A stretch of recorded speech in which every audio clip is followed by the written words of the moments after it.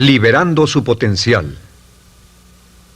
Hablando de potencial humano, ¿alguna vez se han preguntado a qué se debe la gran disparidad de resultados y desempeño entre una persona y otra?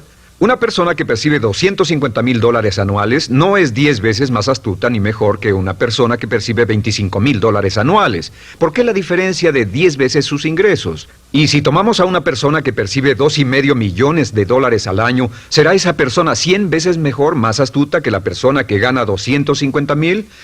Imposible. En un estudio reciente de coeficiente intelectual probaron a 1,000 personas de una cierta población y llegaron a la conclusión de que la mejor persona entre los 1,000 solo era 2,5 veces más astuta que la persona de menor coeficiente intelectual. Solo 2,5 veces la disparidad, y tal vez eso sea con toda la población.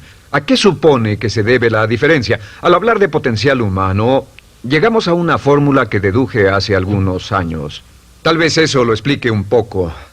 La fórmula comienza con lo que llamamos AI. O sea, atributos innatos, las cualidades, la inteligencia, la habilidad, el temperamento, cosas con las que se nace que no pueden cambiarse mucho. Además de los atributos adquiridos. Estos atributos son muy importantes, son su educación, su capacitación, sus capacidades, su experiencia, conocimiento, sabiduría, etc., multiplicado por A, que es su actitud, es igual al potencial humano individual, o al desempeño humano individual o resultados individuales humanos. Ahora, de estos tres, los atributos innatos se traen desde el nacimiento. Los adquiridos pueden cambiarse, pero se necesita cierto tiempo para ello, aunque a veces cambiamos muy rápidamente. Cierta información valiosa puede cambiar dramáticamente su eficacia, pero las actitudes pueden aumentarse o disminuirse dramáticamente en segundos. Cada vez que mejoramos nuestra actitud, multiplicamos todas nuestras capacidades. Una actitud ha sido llamada acertadamente el lenguaje más importante del ser humano, la palabra más importante del idioma en el humano. Todo lo que hacemos en la vida, según un estudio en Harvard entre estudiantes ejecutivos, será en un 85% de actitudes.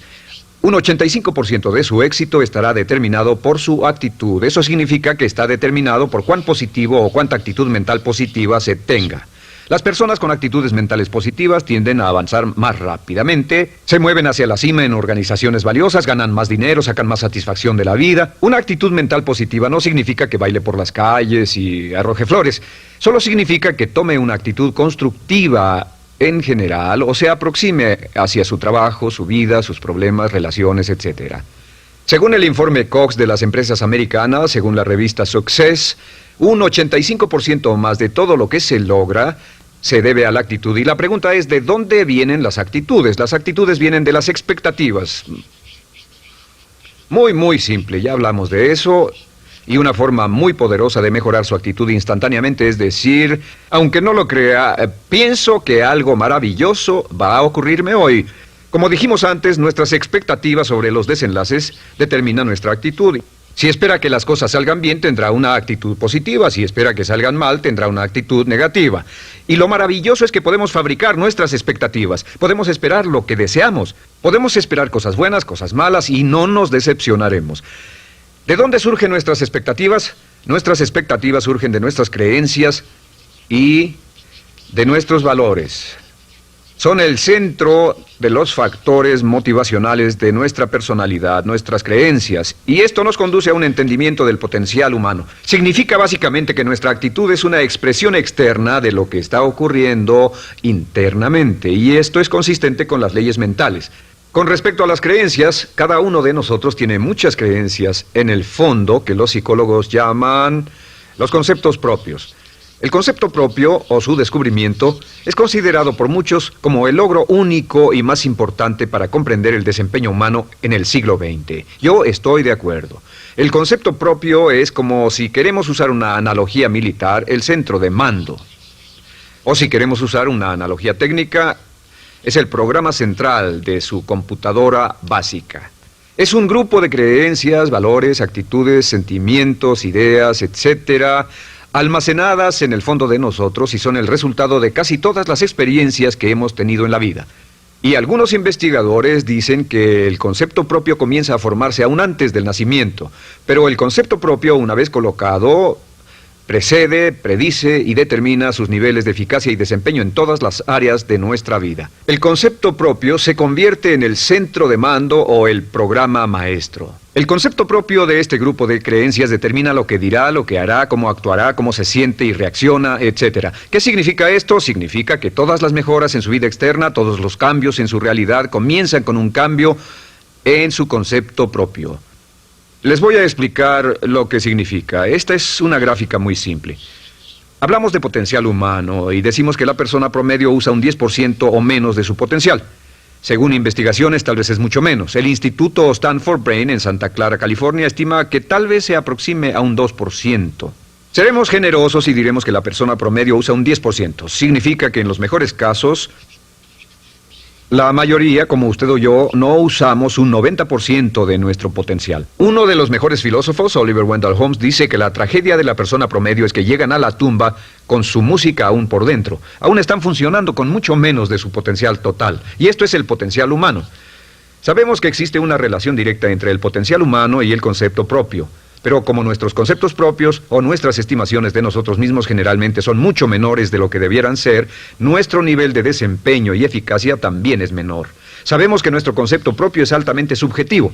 ¿Qué significa esto? Significa que el concepto propio, lo que pensamos que es cierto sobre nosotros mismos, no está basado en la realidad, está basado en información que hemos tomado y aceptado como cierto, hasta el grado en que creemos lo que sea de nosotros mismos y se vuelve cierto para nosotros porque actuamos de una forma consistente con ello. Algunas personas que leen sus horóscopos y creen en horóscopos predicen su futuro. Hay algunas personas que toman la crítica y las opiniones de otros a quienes ni siquiera respetan y hacen suyas esas ideas, dando un resultado muy negativo. Lo que piense, lo que acepte como cierto, se vuelve cierto para usted. También sabemos que como adultos tenemos una variedad de conceptos propios. Tenemos un concepto propio de cómo vestirnos, cuánto pesamos, lo que comemos, lo bien que podemos hablar en público, qué tipo de padres somos, qué tipo de hijos somos con nuestros padres, qué tipo de esposo o esposa somos, qué tipo de amante, de conductor. Lo interesante de manejar es que todos los hombres tienen un concepto muy positivo con respecto a esto. Las mujeres no entienden esto, pero los hombres nacen con un genio inherente para manejar. Todos los hombres son choferes excelentes. Si no lo creen, todo lo que tienen que hacer las mujeres que están viendo esto es pensar en la última vez que trataron de corregir la forma de conducir de un hombre y recordarán que no obtuvieron buenas respuestas. ¿Cómo respondemos ante alguien que desafía nuestro concepto propio, sugiriendo que no somos las personas que pensamos ser? Estamos a la defensiva, nos enfadamos, nos irritamos, es difícil que nos traten. Tenemos un concepto propio de lo creativos que somos, lo inteligentes, lo rápido que leemos, lo bueno que somos en los deportes, y si practicamos una gran variedad de ellos, tenemos un concepto propio para cada uno de ellos. Tenemos un concepto propio de lo bien que cocinamos, de lo bien que educamos a nuestros hijos, de lo bien que limpiamos nuestra casa, los autos que manejamos, etc. Y también de lo que valemos por lo que ganamos. Es muy interesante saber que nunca ganamos más del 10% de nuestro concepto propio en ingresos. Nuestro concepto propio determina nuestro nivel de ingresos. Este nivel de concepto propio se llama zona de confort. Y aunque querramos más dinero, veremos que la tendencia humana natural de todas las actitudes es luchar por lograr entrar a la zona de confort y luego quedarnos ahí. Si ganamos un 10% por encima de nuestro concepto propio de ingresos, tendremos una necesidad imperante de deshacernos de ese dinero. Lo donaremos, lo gastaremos en forma extravagante y hasta lo perderemos si recibimos demasiado. Las personas que ganan la lotería siempre están quebradas a los 2 o 3 años. Queman el dinero porque ese dinero está más allá de su concepto propio. Si gana 10% o menos de su nivel de concepto propio, se descubrirá luchando, trabajará más duro, más tiempo, pensará en forma más creativa, buscará diferentes formas para aumentar sus ingresos o sus segundos ingresos. La única forma de mejorar cualquier parte de su vida, incluyendo sus ingresos, es aumentando el nivel del concepto propio de sus ingresos, comenzando a pensar en usted como si estuviera ganando más dinero. Si quiere bajar de peso, la única forma en que podrá lograrlo es pensando en que está delgado. Piense en usted mismo como una persona más delgada. Si quiere volverse una persona más popular, más amorosa, más feliz o más sana, comience a pensar una y otra vez en esas cosas hasta que se vuelvan parte de su nuevo concepto propio. Hablaremos de eso más adelante. Es una parte esencial de la programación de su mente hacia el éxito. Su concepto propio global está determinado por el promedio de sus conceptos propios en las áreas que considere importantes. Ahora, su concepto propio está formado de 3 partes críticas. La primera parte del concepto propio es el ideal propio. El ideal propio es la persona que más desearía ser, es su idea de lo que constituye un ganador, es su visión ideal de lo mejor que puede ser usted. Nada más, una de las cosas que sabemos de las personas con éxito es que las personas con éxito tienen ideales propios muy claros, ideales claros de quién quieren ser en el futuro. Las que no tienen éxito tienen ideales muy vagos. El número 2 es la autoimagen. La autoimagen es como un retrato de cómo se ve a sí mismo y lo que piensa de sí mismo. La autoimagen es el espejo interno, es como se percibe a sí mismo ahora en su desempeño actual, en forma cotidiana. La tercera parte es su autoestima. Su autoestima es cómo se siente consigo mismo. Cómo se siente consigo mismo es la fuerza motriz, el motor, la fuerza poderosa dentro de su subconsciente. Es la fuerza de energía dentro de su concepto propio y determina casi todo lo que le pasa. La mejor definición de autoestima es cuánto se agrada a sí mismo. Cuánto se agrada a sí mismo como esposo, cuánto se agrada a sí mismo como empleado, cuánto se agrada a sí mismo como jefe, como inversionista, como orador profesional, como atleta, etcétera. Según se agrade a sí mismo, su nivel de autoestima, su sentimiento emocional global respecto a cualquier área de su vida, determina su desempeño y su eficacia en dicha área. Lo sorprendente es que se convierte en lo que piensa, su concepto propio es maleable, su autoestima puede formarse repitiendo una y otra vez, me agrada mi persona, me agrada mi persona, me agrada mi persona. Me agrada mi persona, me agrada mi persona, me agrada mi persona. Entre más se repita, me agrada mi persona, me agrada mi persona, entre más lo repita una y otra vez, más crecerá su autoestima y entre más crezca su autoestima, más crecerá su concepto propio global. Cuando crezca su concepto propio global, su desempeño será mejor en todo lo demás que emprenda. Cada vez que diga, me agrada mi persona, me agrada mi persona, me agrada mi persona, me agrada mi persona, me agrada, será como bombearse psicológicamente. Todo lo que pase que haga que su autoestima suba, hará que se comporte mejor. Todo lo que haga que su autoestima baje hará que se comporte peor, que cometa errores, que sea infeliz, etc. Un punto crítico de agradarse a sí mismo, sobre autoestima y agradarse a sí mismo, es que, número 1, nunca puede querer a nadie más de lo que se quiere a sí mismo. Que su nivel de autoestima es determinante de la calidad de relaciones que tenga con los demás. Y número 2, es que nunca puede esperar que nadie más lo quiera o respete más de lo que se respeta a sí mismo. Cuanto se agrade o se respete a sí mismo, determina sus actitudes hacia usted. Todas las escuelas de psicología actualmente están de acuerdo en el hecho de que depende de lo que usted realmente se quiera y se respete a sí mismo como un ser humano valioso e importante, tiene efecto sobre todo lo que le pase. Cuánto se agrade a sí mismo, y lo que puede hacer es mejorar su autoestima diciendo me agrada mi persona, me agrada mi persona, me agrada mi persona, me agrada mi persona. Y esto nos lleva a la pregunta, ¿de dónde viene el concepto de autoestima? Y descubrimos que el concepto propio es maleable, puesto que no nace con este concepto propio, no nace con ninguna idea sobre sí mismo, no nace con autoimagen ni autoestima. Nace, en cierto modo, como potencial propio. Es la mejor forma de plantearlo. La persona promedio llega al mundo como potencial puro. Y no tiene el concepto propio de que todo lo que es ahora, todo sentimiento que tiene, toda actitud o valor, tuvo que aprenderlo en el transcurso de su vida. También sabemos que el niño llega al mundo con una necesidad imperante de amor y contacto. Y como una gran cantidad de investigaciones lo indican, necesitamos mucho amor y contacto durante toda nuestra vida, pero en especial durante nuestros años de formación, porque de niños aprendemos quiénes somos, cuánto valemos, si somos importantes, inteligentes, amorosos, chistosos.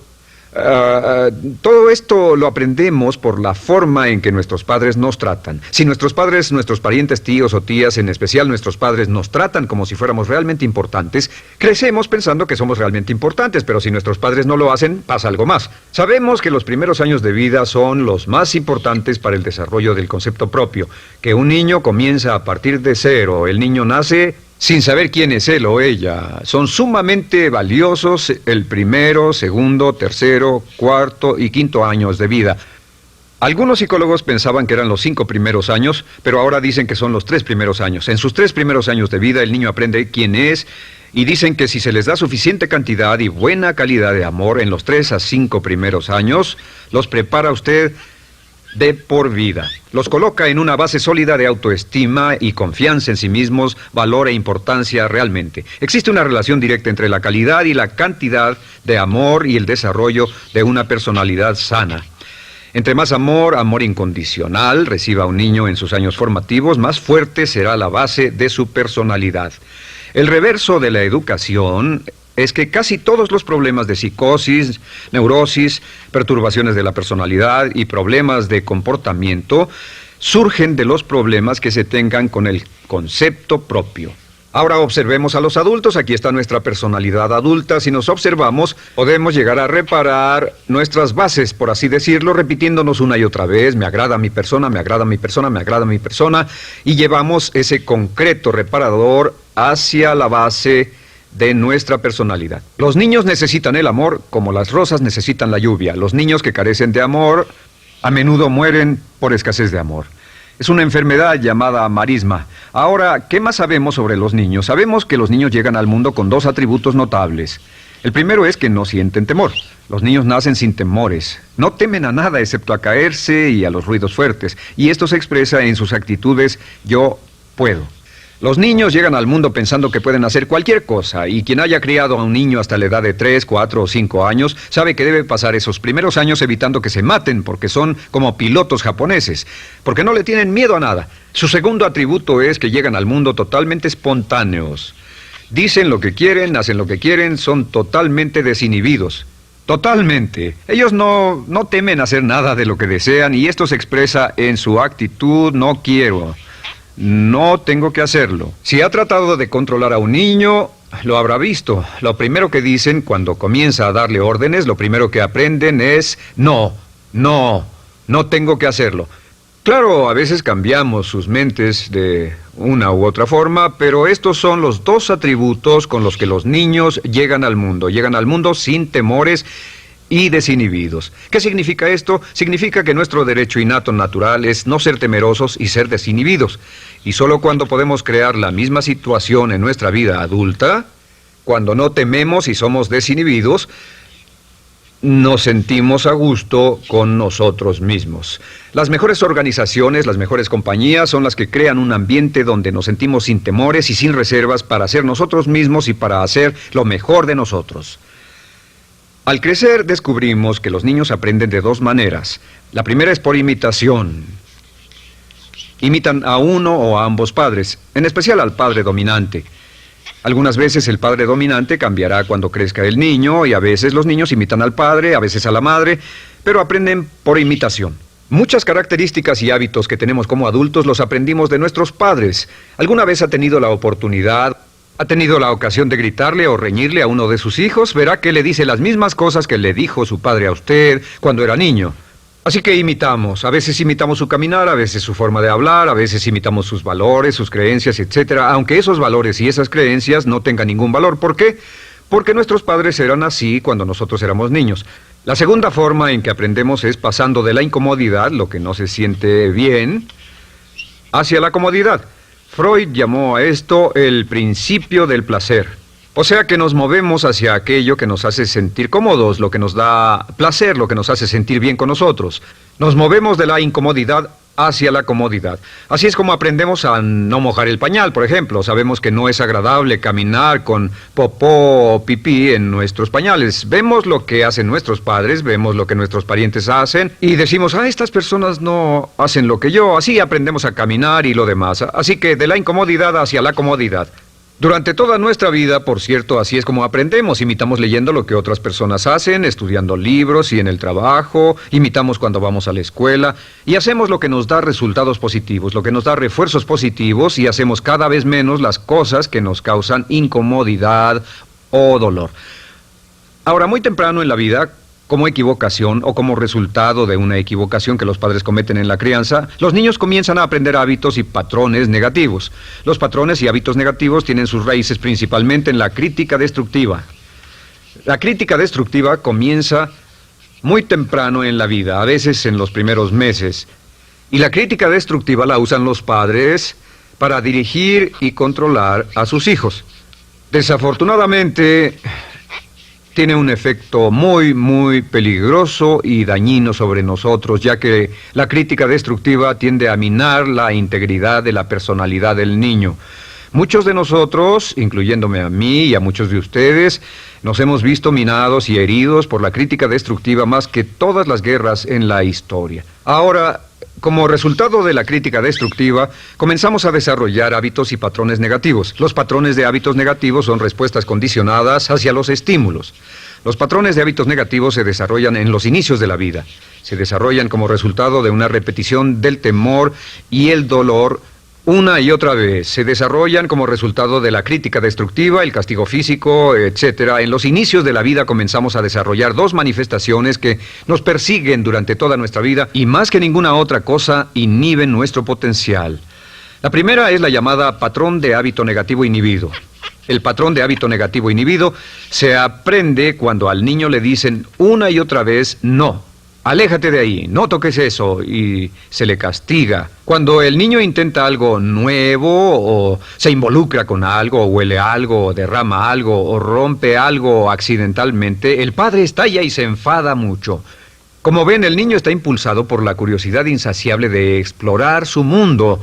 Y lo que pasa es que cuando lo explora o se interesa y echa a perder algo, si el padre reacciona golpeando al niño, el niño comienza a pensar cada vez que intento algo nuevo, cada vez que intento algo diferente, cada vez que voy más allá de mis límites, cada vez que me salgo de mi zona de comodidad, cada vez que no juego sanamente, me golpean, me castigan, me lastiman, me envían a mi alcoba y me siento mal. Y muy pronto el niño desarrolla el sentimiento de no puedo, no puedo. No puedo. Cada vez que trato algo diferente, me castigan. No puedo, no puedo, no puedo. Es como la respuesta de Pavlov. Pavlov sonaba la campana y le daba de comer a un perro, y el perro salivaba, y Pavlov alimentaba al perro. Mientras sonaba la campana, el perro salivaba y siguió haciendo eso, y después Pavlov solo sonaba la campana y el perro salivaba. Lo que pasa en la vida adulta es que esto crea lo que llamamos temor al fracaso. El temor al fracaso es una respuesta condicionada a un proceso de crítica destructiva que ocurre en los primeros 5 o 6 años de la vida. El temor al fracaso automáticamente nos activa, nos sentimos ansiosos, tensos, intranquilos, sentimos presiones y estrés en nuestro plexo solar, sentimos ganas de retirarnos del evento, y el temor al fracaso es la razón principal por los fracasos en la vida adulta. Es la razón principal por la que evitamos cumplir plenamente nuestro potencial. De hecho, todos los patrones de hábitos negativos se experimentan en el cuerpo físico. Puedes saber cuál es un patrón de hábito negativo porque se siente en el cuerpo físico, precisamente. El patrón de hábito negativo inhibido, el temor al fracaso, el no puedo, ocurre primero que todo en el plexo solar. ¿Ha tenido la ocasión donde debe hablar frente a un grupo, debe ir a una revisión de su desempeño o debe hacer una llamada determinante? Primero su plexo solar se aprieta. Si el temor continúa, su respiración se acelera. Su corazón comienza a latir apresuradamente, su frecuencia respiratoria aumenta y le duele la cabeza como migraña en la parte frontal, su garganta se le cierra y no puede hablar y se le seca la boca por completo, y como se pone tan tenso y asustado, va corriendo al baño. Estas son todas las manifestaciones. No hay peligro físico, pero sí peligro psicológico, una respuesta condicionada. Cuando sentimos estas cosas, la tendencia es retirarse de la situación que las ocasiona, y es la razón por la que no logramos mucho si retrocedemos. Es muy importante. El segundo patrón de hábitos negativos es el compulsivo. El patrón de hábito negativo compulsivo se aprende cuando a los niños se les dice una y otra vez: más vale que lo hagas. Si no lo haces, tendrás problemas o me las pagarás. A los niños se les convierte en recipientes del amor condicionado. Los padres no intentan hacer esto, pero lo que hacen es sugerirle al niño: no te amo, por lo tanto no estás a salvo, a menos y hasta que hagas lo que yo quiero. El niño crece sintiendo: tengo que hacer lo que quiera mi mamá. Debo complacerla, debo complacer a papá, debo complacer a los demás, debo complacer a mis parientes, y a veces debo complacer a mis semejantes, debo complacer a mis maestros, debo complacer a todo el mundo, y crecen con esto: debo. No puedo hacer lo que quiero hacer, debo hacer lo que complace a las demás personas. Este patrón de hábito negativo muy temprano en la vida se traduce en el temor al rechazo. El temor al rechazo lo experimentan los hombres como adultos como un comportamiento tipo A. Hablaremos del comportamiento tipo A posteriormente. El comportamiento tipo A es una necesidad compulsiva o excesivamente compulsiva de complacer de algún modo a alguien sin normas de comportamiento, prácticamente sin pensarlo. El temor al rechazo nos impulsa, nos hace muy sensibles a las necesidades de los demás. Hacemos cosas que otras personas quieren, no hacemos lo que nosotros queremos. Siempre estamos tratando de complacer a los demás. Tenemos preocupaciones o nos importan las opiniones, sentimientos y actitudes de otros hasta el punto donde ocultamos nuestras necesidades. El temor al rechazo se siente en la columna del cuerpo. Se divide el cuerpo a la mitad y se siente hacia abajo en la mitad posterior del cuerpo. El primer lugar donde comienza a sentirse el temor al rechazo es generalmente en los hombros y el cuello. Nos sentimos entumidos, duros, tensos. Cuando tenemos mucho que hacer sentiremos un estrés tremendo en la columna. Los músculos se estiran en la parte posterior.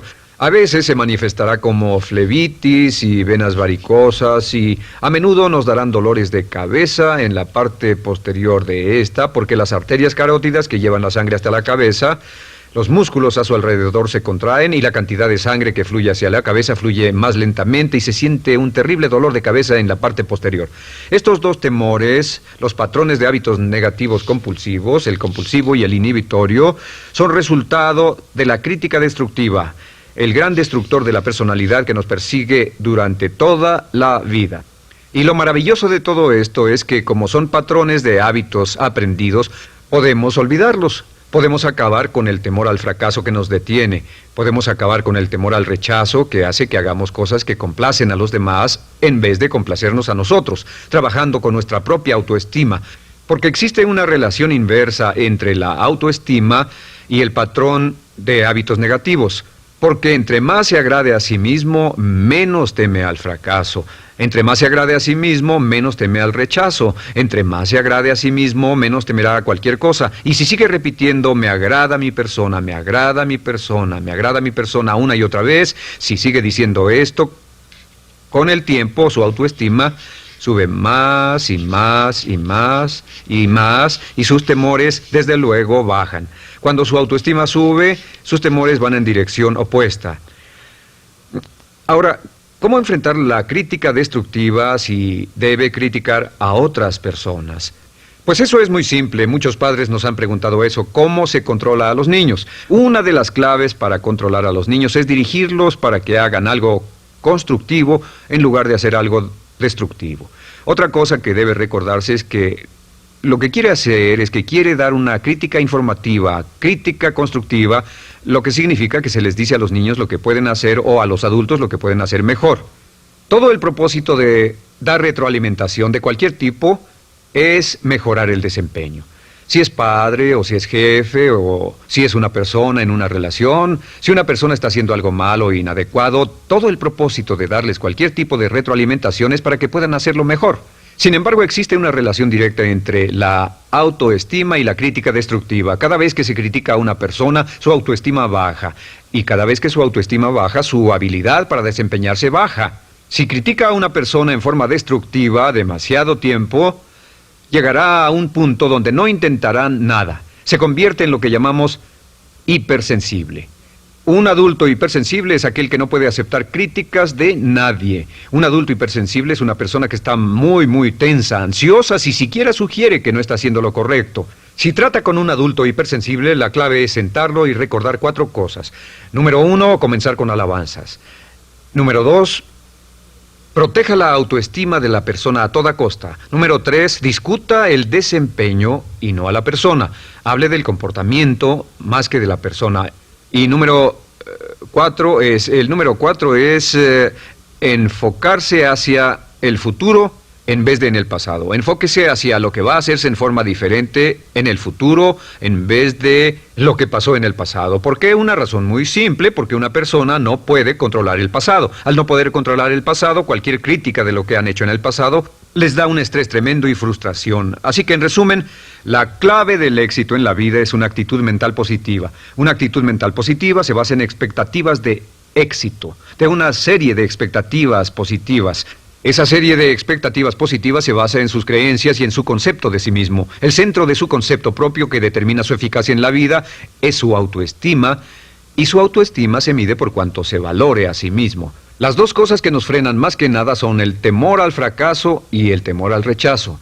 Y uno de nuestros secretos centrales de éxito es este: Conviértase en un organismo generador de autoestima perpetua. Haga continuamente cosas para usted mismo, hacia sí mismo en su vida, que hagan que se agrade a sí mismo, que se ame, que se acepte, que se respete, que hagan que se sienta fantástico con usted mismo.